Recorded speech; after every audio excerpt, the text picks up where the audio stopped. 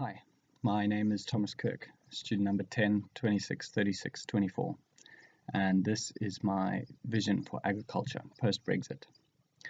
The main concern and challenge being discussed by farmers is the end of the Common Agricultural Policy. The CAP policy amounted to £3 billion a year, which came from taxpayers. This payment is going to be phased out from 2021 to 2027, so by 2028 there will no longer be CAP payments. Many farmers are reliant on their CAP payments to ensure they break even each financial year. The concern is, where will they receive subsidies from now? The new form of subsidies for farmers will be from their efforts to improve the environment. Farmers will receive payments for things like mitigating or adapting to climate change. This could include maintaining and improving bogs. Bogs are more effective at storing carbon back into the soil per acre than the Amazon rainforest. Managing land or water in a way that protects the environment. This could include things like planting trees on the banks of streams and rivers. Trees are said to reduce runoff volumes by 78% or more than grass. Protecting or improving the health and welfare of livestock. This refers to the conditions the animals live in and the way in which they are handled. Restoring or enhancing natural and cultural heritage. These are just a few of the ways in which farmers will be able to receive subsidies. One issue that remains is that there are no details as to how much money will be available for these payments, which is causing concern among the farmers. But this should not stop farmers from acting early and beginning to make the necessary changes now. Being prepared and ready to start receiving these payments will be in the best interest of all farmers.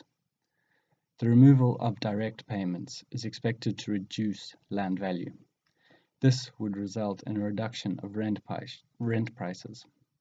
Some farmers may welcome this, as 37% of land is rented to tenant farms. Another challenge that agriculture could face post-Brexit is food scares due to poor trade agreements. Many farm leaders are concerned that the new bill puts environmental issues above food production. With the CAP policy gone, farmers are worried that they will not be able to compete with low-cost inputs. A quote from David Drew, the Shadow DEFRA minister, says, "We need to negotiate trade agreements that work for British farming, while recognizing and protecting the high standards of food safety and animal welfare that consumers expect. Frictionless, tariff-free trade, and new markets that exploit this proud record of production standards." He goes on to then explain that we must not allow the UK to be flooded with imports that are not up to the same standards as the British produce. As of 2017, the UK only supplied 50% of its own food consumption. The rest was imported, mainly from EU countries. If the UK is to increase its own food production, customers will need to buy local produce as opposed to imported items, and food prices may need to rise in order to support the local farms, especially those producing fresh vegetables.